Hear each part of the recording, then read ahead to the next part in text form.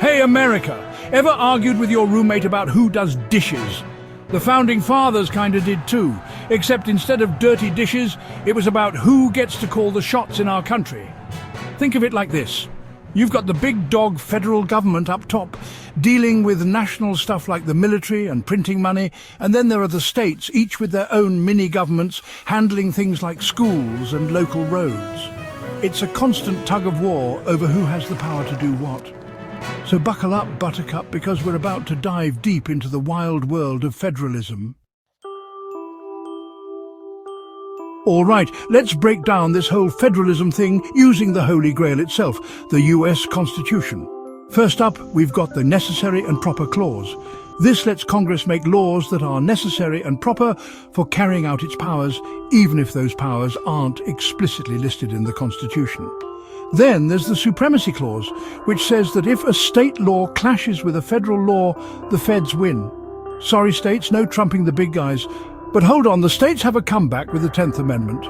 It says that any powers not specifically given to the feds are reserved for the states or the people. Oh, and we can't forget about the Commerce Clause, which gives Congress the power to regulate commerce among the states. This clause has been used to justify all sorts of federal laws. Finally, we've got the 14th Amendment, which was passed after the Civil War. It says that states can't deprive people of their rights without due process of law. So there you have it. The constitutional playing field for federalism. It's a complex web of rules that has kept lawyers and politicians arguing for centuries. Federalism, much like your grandma's fashion sense, has gone through some major transformations over the years. In the beginning, it was all about dual federalism, where the feds and states were like two roommates who split the rent and pretty much avoided each other. But then came the Great Depression and the New Deal, which ushered in an era of cooperative federalism. The lines blurred as the feds started throwing their weight around and their money to tackle national problems like unemployment. Next came creative federalism, which was basically just a fancy way of saying the feds were going to use grants to get states to do what they wanted. And finally, we arrive at new federalism, which emerged in the 1980s. This approach aimed to give more power back to the states. It was like the states finally put their foot down and said, "Hey, we can handle this." Showdowns in court. When push comes to shove, showdowns in court. As you can imagine, all this power sharing between the feds and states has led to some epic legal battles. And who better to settle these disputes than the highest court in the land, the Supreme Court?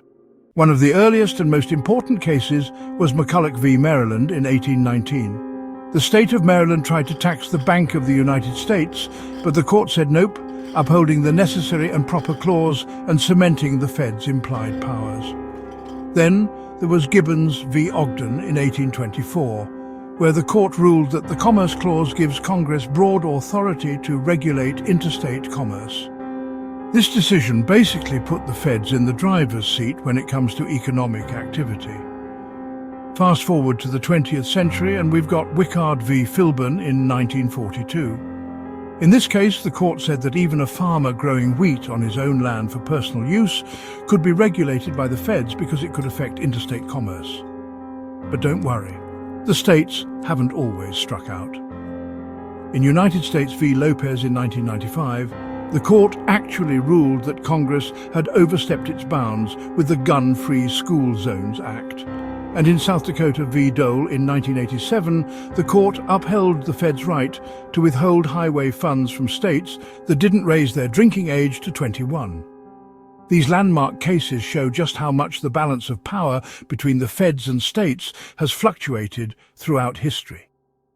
And with each new case, the Supreme Court continues to shape the contours of federalism. Sneaky, sneaky. The Fed's deep pockets. Money talks, the Fed's deep pockets. Let's face it, money makes the world go round, and in the world of federalism, it's no different. The Feds have a lot of it, and they're not afraid to use it to influence state policies. One way they do this is through federal grants. Basically, free money for states to fund specific programs or projects. Categorical grants are like those gift cards your grandma gives you. They come with strings attached. The feds tell states exactly how they can spend the money. Then there are block grants, which are more like cash gifts. States have more flexibility in how they spend the money, but the feds still get to set some broad guidelines. And then there are mandates, which are basically the feds saying, you're doing this and you're paying for it. As you can imagine, states aren't always thrilled about these mandates, especially the unfunded ones. But hey, that's federalism for you. Federalism today. Still relevant or totally over it? So, after all this talk about shared powers, court battles and money grabs, you might be wondering, is federalism still relevant in the 21st century? The answer, my friends, is a resounding yes!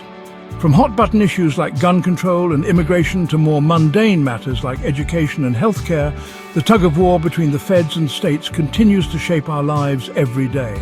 Take the legalization of marijuana, for example. While some states have embraced recreational weed, it remains illegal at the federal level. Or consider the issue of climate change. With the federal government dragging its feet on taking action, many states have stepped up to implement their own environmental regulations.